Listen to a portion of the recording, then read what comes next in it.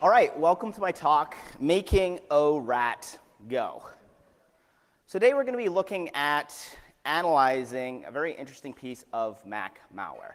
But the way we're going to do this is slightly different. Essentially, we're going to create a custom command and control server, and then basically ask the malware the right questions so that it reveals its capabilities to us. So we're going to start with some background information. We're going to talk about the configuration and the protocol of the malware. As I mentioned then, we're going to talk about how to create a custom command and control server and ultimately reveal the capabilities that way. So first, some background information on this threat. Earlier this year, researchers at Trend Micro uncovered a new APT group. And the interesting thing to me about this APT group was that they had macOS capabilities, specifically a new Mac malware called oRAT. Now, Trend Micro and SentinelOne did some analysis of this malware sample, but it was largely a triage. So yes, they identified the infection vector, they talked about the configuration information, and did mention some likely capabilities. As we can see by the quote on the slide, they ran into some difficulties getting the malware running, so a lot of their analysis was somewhat high level, based on static analysis. I prefer dynamic analysis because ultimately you can confer the capabilities. So what we're going to do is we're going to build upon their analysis to comprehensively confirm their findings and get to the bottom of this. Now, as I mentioned in the introduction, our approach is kind of different. Many of you have probably done malware analysis, but not via this approach. I like this approach. It's a little more interesting, and I believe it's ultimately more efficient. So the general idea is as follows. We're basically going to get the malware to connect out to a command and control server we control. We're then going to task the malware, give it commands to execute. On the system where the malware is running, the victim, the infected host, we're also going to run various monitoring tools, process monitors, file monitors, network monitors, to observe how the malware responds to our tasking. If we task it correctly, we'll be able to see exactly what it does, and also then it should respond to our custom command and control server with its results, allowing us again to comprehensively understand the capabilities of the malware without actually having to do a ton of reverse engineering. Now, obviously, there are some prerequisites for these. There's three specific ones. First, we have to figure out a way to reconfigure the malware or get it to talk to our command and control server instead of, obviously, the attacker's one. Second, we have to at least understand the protocol of the malware so that when it does connect to our command and control server, we can ask it the right questions to coerce it to perform its actions on our behalf, revealing its capabilities. And third, as I mentioned, we are going to need monitoring tools so we can observe the malware in action. But good news, we can use Objective-C's command line utilities to perform this. Now, anytime I get a new Mac malware sample, I like to perform some basic triage. This is going to be similar to what Kristen talked about. So before we go into diving too deeply in the malware, let's do some basic triage.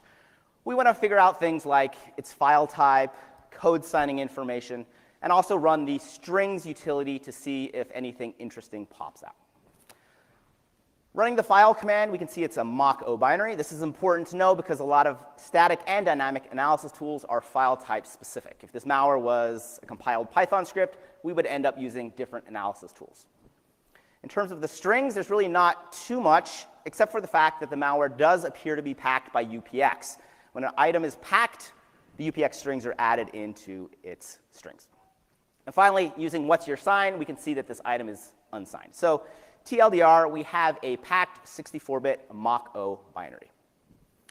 Now, anytime you have a malware sample that's packed, you're going to want to unpack it first, because what packers are essentially obfuscators or encryptors that take all the binary, compress and encrypt it, thwarting static and often dynamic analysis. So step one, you want to unpack the sample. Luckily, binaries that are packed with UPX are trivial to unpack. You just rerun the UPX binary with the -d flag, give it the path to the item you want to unpack, and it will be unpacked. Interestingly, we can see on the slide that the item unpacks to almost 10 megabytes. That's huge. Now that the item is packed, we can do some more triage. One of the things I like to do is look at dependencies. This is something Kristen talked about as well. This often can tell you what dynamic libraries the malware is going to leverage or utilize. For example, if it's linked against the AV Foundation framework, it's likely going to abuse the user's webcam or microphone. Well, if we run dependencies, extract the dependencies from oRAT, we can see there's really not that much. That's pretty strange. But if we run the strings command again, now that it's unpacked, we can see what appear to be a large number of static dependencies. Static dependencies are third-party libraries that have been statically compiled into the binary. This is one of the reasons the binary is so large. And based on those strings, we can get some sense of what the malware might do. For example, we see dependencies related to networking, daemonization, and cryptography. Also, looking at the paths from the dependencies, it looks like maybe some of these are written in the Go programming language. So now we're going to do a brief tangent. We're going to talk about reverse engineering binaries that are written in Go. In Lexi and Lucha's presentation, they mentioned some of Wizard updates components were written in Go as well. So this is kind of a trend we're seeing. And it's important to talk about this because there are some nuances or challenges when reverse engineering binaries that were written in Go. Good news is there's some great resources. So if you're new to reverse engineering Go, which I was, I found these very useful. So first off, you might be wondering, how do we know that a binary is compiled from Go source code? Turns out it's pretty easy. There's going to be a Go build ID embedded in the binary. So if you run the strings command, once it's been unpacked, you will see that.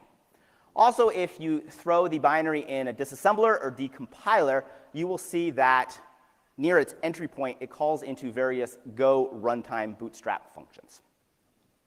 Now, I mentioned there's some challenges, some nuances that come about reverse engineering a binary that was written in Go. The first is really just the size. Go binaries are massive because a lot of the libraries are statically compiled in. So the challenge we have, therefore, is to really ignore the statically compiled third-party libraries. They're often open source and don't do anything malicious, but instead find the malicious code that we want to focus in on. And we can see this, how the size is impacted, by creating a simple hello world Go binary. And if we can compile that, we can see that's over 1 meg, which is huge for a simple program that prints out 1 line of code. But again, this is because of all the static Go libraries that get compiled in. Another challenge that comes about when reverse engineering binaries that are written in Go is the fact that Go strings are not null terminated. And a lot of reverse engineering tools struggle with that. So for example, I use Hopper. You can see if we load the hello world binary into Hopper that it struggles with the strings. So we can see it's identified a printf function, but it doesn't know what string is being printed out. This is kind of problematic because it's really nice to see strings inlined in the disassembly to figure out what a sample is doing. Now, if we manually follow that cross-reference, indeed, we can see the string. So again, just something to be aware of. Now, one of a brief tangent, and this is also similar to what Kristen talked about yesterday, is I briefly want to mention how we virtualize an environment to do malware analysis on macOS. As Kristen mentioned, Parallels is really the way to go. I equally struggled with VMware, so I do have struggles as well. And I actually originally went out and bought a refurbished Mac M1 so I could do malware analysis because the virtualization software just sucked. But then I said, okay, now Parallels is great, right? You download it, you install it, there's a pre-built macOS M1, and the end result is you can now virtualize macOS ARM on an M1 system. This is great. I did notice, though, that when I installed it, that it popped up asking for permissions. This is really unsurprising. Essentially, every installer is going to ask for permissions so that it can perform certain privileged actions.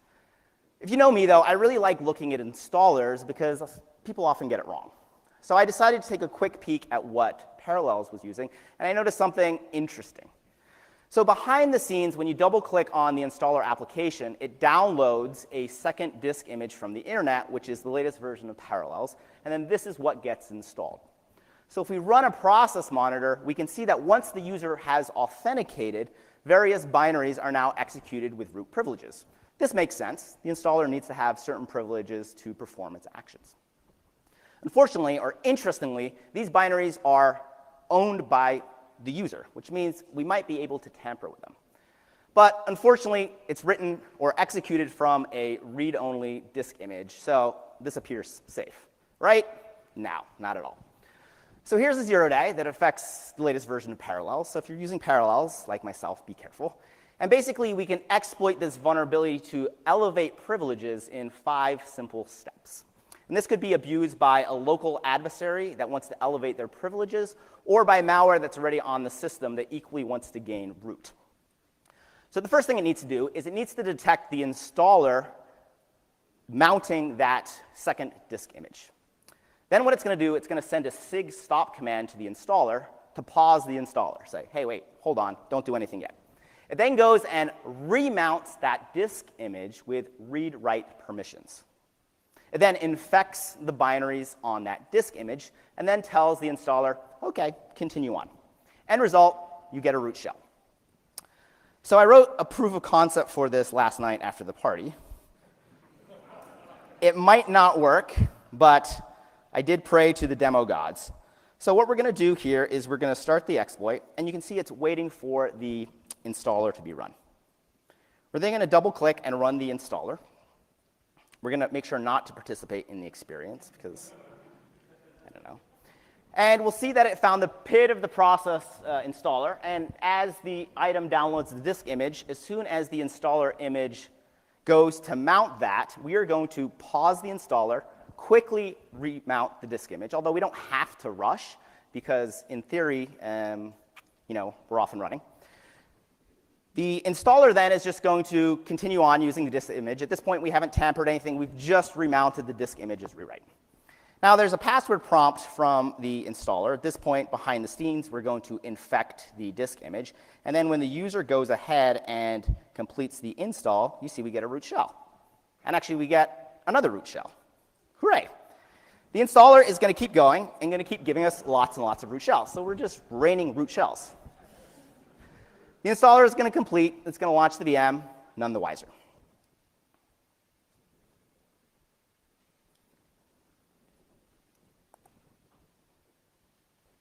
Wait for some animations. Next. OK, back to the malware, because this is a talk about malware, right? It's not about 0 days. So recall that our goal is to coerce this malware to talk to a custom command and control server so that we can task it to uncover its capabilities. First step, though, as I mentioned, we need to find a way to get the malware to connect out to us. So let's talk about how to reconfigure the malware so it connects to our command and control server. Trend Micro touched on this and talked about the fact that embedded within the malware is encrypted configuration information that contains information, for example, about the command and control server. We can confirm this if we look at the end of the malware's binary. We find an encrypted blob followed by an AES decryption key and a size. One point to note, when you unpack the binary, even if you tell UPX to respect the overlay, the data at the end, it does not. This took me a while to figure out. I unpacked the malware, and the configuration information did not exist in the unpacked sample. So now we have the encrypted configuration blob. We have an encryption key and a size, so it's pretty easy for us to write a decryptor. So be nice. This was my first program I've ever written in Go, but it is a decryptor for the oRAT's configuration information. Super straightforward. So it opens the malware, grabs that encrypted configuration file, and then decrypts it via AES in GCM mode. It's very straightforward. When we execute it, we can see we have the decrypted config. So let's look closer at that decrypted config. At the top, we can see there's some information to set up the malware to run in gateway mode. We don't really care about that. But in the middle, we can see, yes, indeed, there is command and control information, specifically the address and port of where the malware will connect out to, and then also the protocol. Trend Micro documented this as well. Basically, there's 3 different types, TCP in plain text, or encrypted and/or encrypted UDP as well. So now let's reconfigure the malware. We can see we have a new config that contains now the address of my command and control server. I then wrote a second program, my second Go program, making great progress here, to re-encrypt the configuration and put it in at the end of the malware's file. This is basically the opposite because AES is symmetric. So again, pretty straightforward. We're just encrypting that configuration. We can confirm that that indeed works. We do a hex dump of the malware, and we can see that at the end there's our now encrypted configuration. And more importantly, if we set up a netcat listener on the address and port we specified, run the malware in parallels, we get root, yes, but also then the malware will connect out to our command and control server. Now, I continue to do a little bit more triage, looked at the disassembly of the malware, and I found out that you could non-persistently configure it as well in another method. So it turns out the malware looks for various RK underscore environment variables, and if those are set, it uses the values from that instead of it from its encrypted configuration. So I've documented them on the slide. You can see there's 3 separate ones. There's RKNet, which allows you to specify the protocol. RKAdder is the address of the command and control server. And then RKDebug puts the malware in debug mode, which means various debugging strings will be printed out, and also that the malware will not daemonize. This is great. It makes debugging the malware a lot easier. So here's an example of that. We set these various environment variables in a terminal, execute the malware in a debugger, and we can see when it goes to execute some of its logic, indeed, it is reading the values from that. So this is helpful. This just allows us to reconfigure the malware on the fly from a command line. But again, we also can use the more persistent mechanism, reconfiguring and re-encrypting the config. All right, so step 1, check. The malware is now talking to our custom command and control server. Now, we want to talk back so we can coerce the malware to reveal its capabilities. So we have to understand the protocol that the malware expects to speak. So if you noticed a few slides back, when the malware connected out, the traffic did look like standard HTTP, but at the beginning there was a question mark. This is Netcat saying, hey, I got some binary data. It's not printable. I don't know what it is, so I'm just going to put a question mark. So there's something slightly strange going on. So I dug into the malware a little more and noticed it was statically linked against and utilized against this library called smux. We have the path, and it turns out it's an open source project, so we can go on GitHub and read the README file. And as we can see on the slide, it is a multiplexing library for Golang. So what is multiplexing? Well, the idea, and this is actually pretty slick from the malware author's point of view, is that multiple streams of data will be multiplexed over one connection, for example, to a command and control server.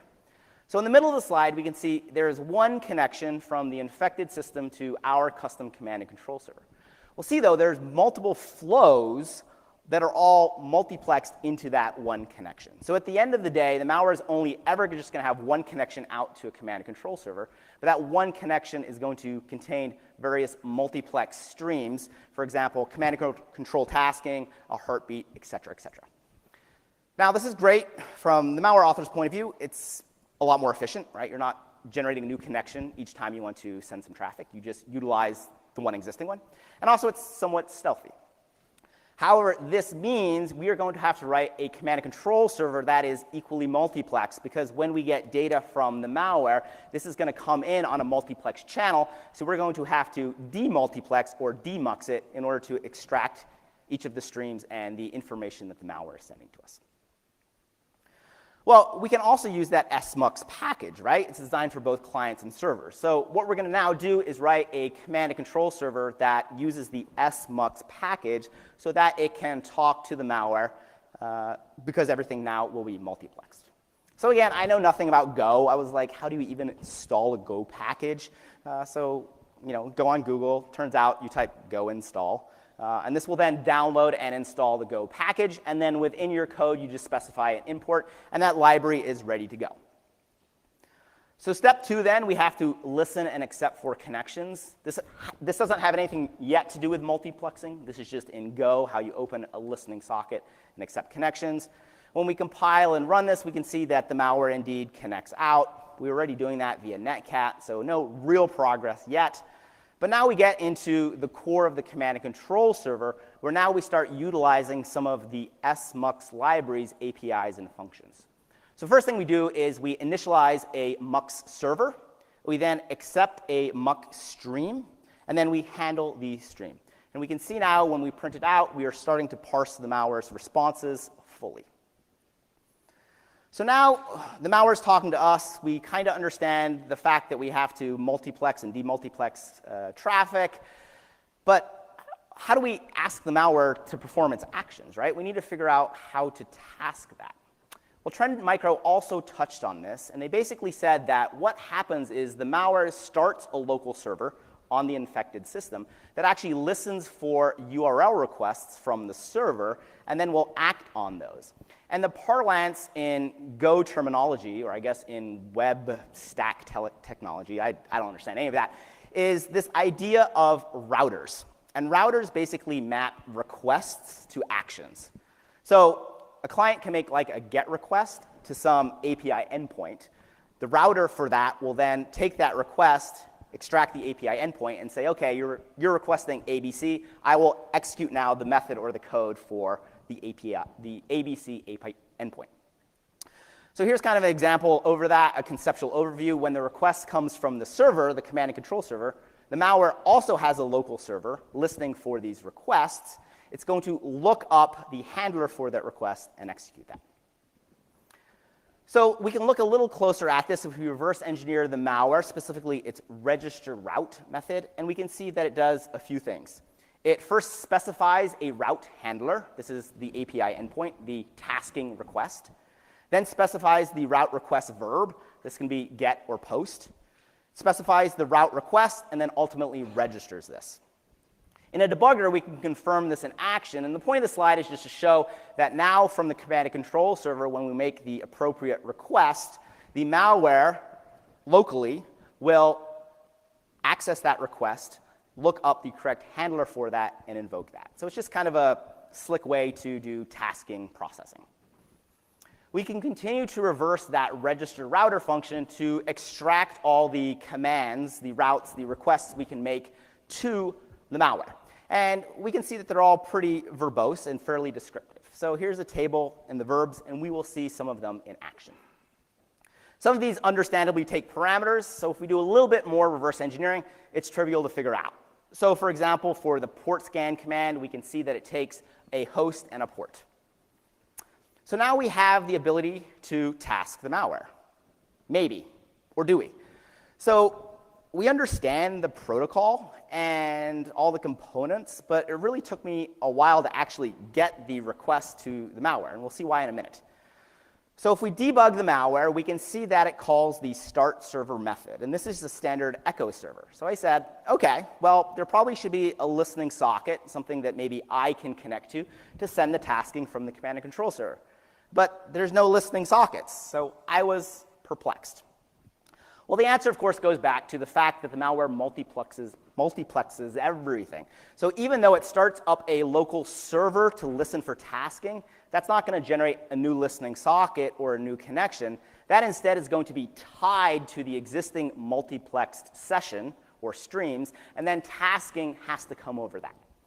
So this is how we can ultimately task the malware from our command and control server in 3 easy steps. So step 1, we open a new stream based on the existing multiplex session. So the session is the one connection. We say, hey, we want a new stream because we're going to send some data over that session. We then task the malware by writing our request to that new stream. It'll get multiplexed and sent to the malware. The malware will then demultiplex that and handle it to pass it to the appropriate router. And then finally, we can also read from that stream to get any responses. Now, this looks simple, and it is. It took me like a week to figure out, embarrassingly. But end result, we can now task the malware. So we know the commands the malware expects. We have the ability to task it. The goal is now to task the malware to observe it in action to, for example, confirm its activities and its capabilities. So start with some simple ones. The first one we can execute is the info command. We send a GET request to /agent/info. Again, the malware is going to check in. We open a new stream. We send this request over the MUX connection, and the malware will handle that. As a response, it sends us back a 200 OK, saying, hey, I got that. That was a valid request. I handled that. And then its response, as we can see, is a complete survey of the infected system. So again, we didn't have to reverse engineer the info logic to see what type of survey it was, or even the fact that it was a survey. Malware kindly showed us that by returning survey information. We can also exfiltrate files via the download command. Again, the malware is kind of set up a local server, so its idea of downloading it is sending a file up to our server. This takes 2 parameters, one parameter, a file path. And you can see when we execute this command, if we have a file monitor running on the infected system, that we can observe the malware, as expected, opening the file, reading its contents, and then exfiltrating it back to our command and control server. I was also interested in the fact that the malware appeared to support screen capture capabilities. There's a variety of ways to do this on macOS, so I was interested in how it implemented it. Unfortunately, when I tasked it, it said, sorry, not available on macOS. Bummer. Other abilities, though, we can set up an interactive tunnel. This is kind of a neat capability for the malware to have. So what we can do is we can make the agent net request. This takes various parameters like a host and a port of the endpoint of the tunnel. Once that's set up, the malware comes back and says, OK, you are now connected. Now anything we send from the server will get multiplexed over to the malware. The malware will demultiplex that and send it off to the tunnel. The endpoint, which we can see is just a simple netcat listener on this slide, anything we type or add to that tunnel will be routed back to the server. So in this case, the malware has now basically become a tunnel or almost like a proxy server. We can also do a port scan. Again, I was interested in figuring out how this was implemented. Turns out pretty basic. So we make the port scan request via a GET request. Again, that gets multiplexed over to the malware. It does a port scan. If we're running something like Wireshark, we can see it just simply tries to connect to each of the ports in the range you specify on the specified host. And any that are open, the malware will observe that and then respond that back to our command and control server. And then finally, the kill self, unsurprisingly, is how the malware can self-delete. So this was the last command I ran.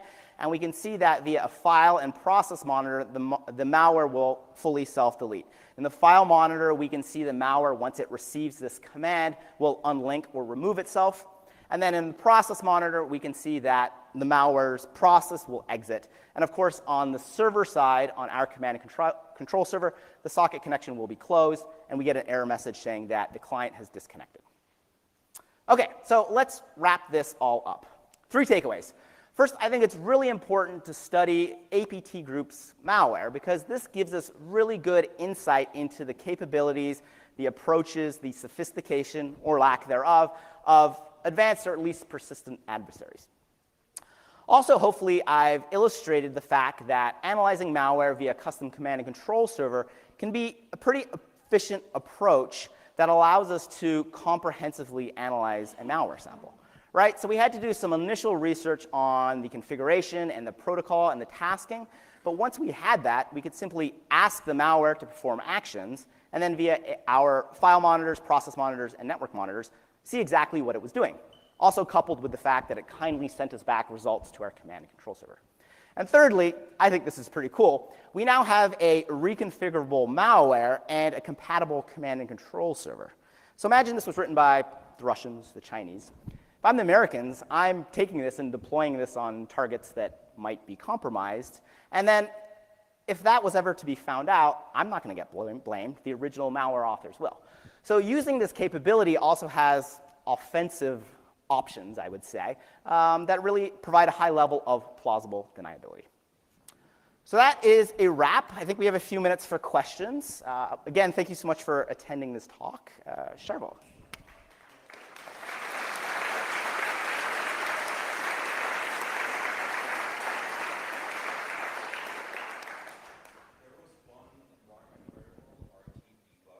Yes.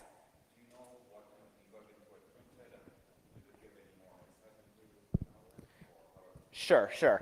So the question was, the malware supports or looks for custom environment variables, and one of those was RK_debugged. And if that was set, 2 things happened, right? It printed out more debugging information. I'll get to that in a second. And also, it prevented the malware from daemonizing itself, which made it way easier to debug. So the debug strings weren't super helpful, but it did print out some more error messages. For example, if it couldn't connect out to the command and control server, it would print out that fact. So it was definitely helpful. And I think it's good anytime you are analyzing malware if it has debugging capabilities built in, which a lot does. Malware, I always say, is simply software with malicious purposes. And so malware authors are software developers, so they're going to put in debug logic and debug code. So if you find malware that has debugging logic compiled in, if you can find a way to trigger that to be activated, in this case it was pretty easy, it does make your analysis a lot easier. Anytime it's spitting out debug strings. And so when I did find that, that did facilitate my initial triage and help me kind of build a compatible command and control server that I could task. Great question. Any others? Yes?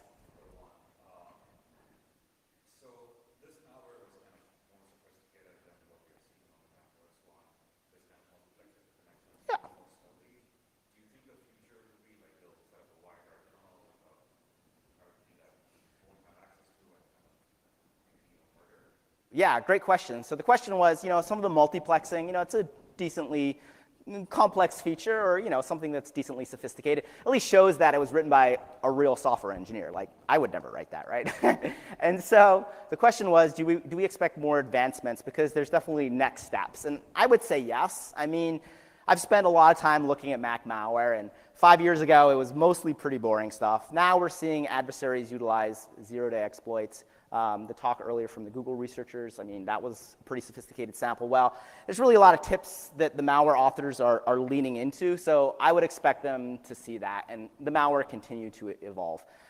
This is interesting because I think if a real software engineer would have looked at this, very quickly they would be like, yeah, this is how you write a Go program, and of course you multiplex connections. And then very quickly would have been able to write a compatible command and control server versus, me taking a week. So again, I think there's something to be said by understanding how software is written, because when you are reverse engineering malware, it's essentially doing the opposite of that.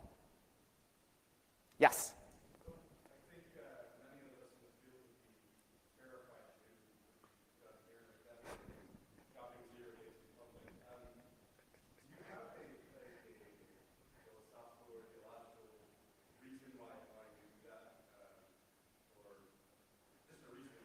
Yeah, that's a great question. So the question was, Patrick, why are you dropping 0 days? Which is totally a valid question.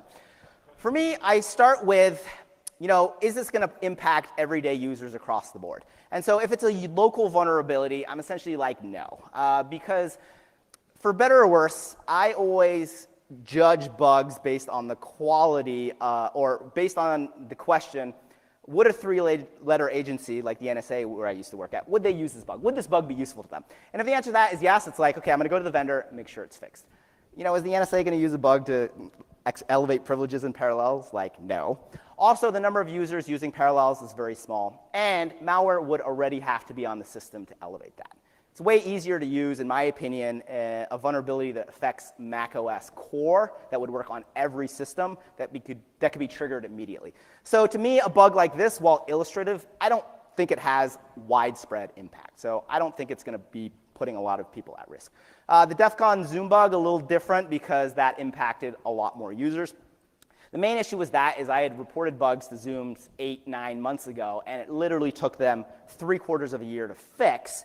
Those bugs were trivial to find, and again, given my background, I always assume that if I can find a bug, other bugs, that same bug could be found by other adversaries or attackers as well. So, it really comes down to each bug is different, but I generally try to answer the question, what is the impact, and also, how is the company responsive to that? Parallels doesn't have a bug bounty program. Not that I'm looking for a payout, but that to me is a sign of a mature security. So, hopefully they'll fix it soon. But again, that's a great question. The fact that I'm not beholden to some large company means I can also get on stage and pull shenanigans like this with not a lot of repercussions. For better or worse, here we are. I mean, I just really wanted to spice up the malware talk. I love talking about malware, but I'm like, I'm getting a little older. I got to keep finding 0 days. I don't want to lose my technical acumen, et cetera, et cetera. But totally valid question. I appreciate that. Any more? Yes, in the back. Adam.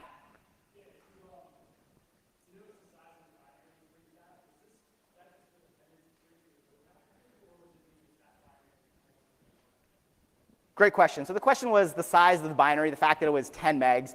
What was the reason? And I had a slide with a quote from Jags that basically said, hey, Go binaries are massive because of the fact that all the libraries are statically compiled in. And that was exactly the reason for this as well. So the malicious logic itself wasn't incredibly large. It was just a 64-bit Intel binary, so it wasn't a FAT or universal binary. So in this scenario, and this is true with most Go binaries, the size is simply based on the fact that many of the Go runtime and other third-party libraries are statically compiled in. So you're going to just have massive executables. But again, the good news is you can ignore the majority of that because it's like third-party libraries. But there are some challenges to finding, hey, where's the core malicious code? And some of the resources I talked about on the slides dig into how to do that more. Great question. Any other questions? Awesome. Well, again, thank you so much for attending my talk.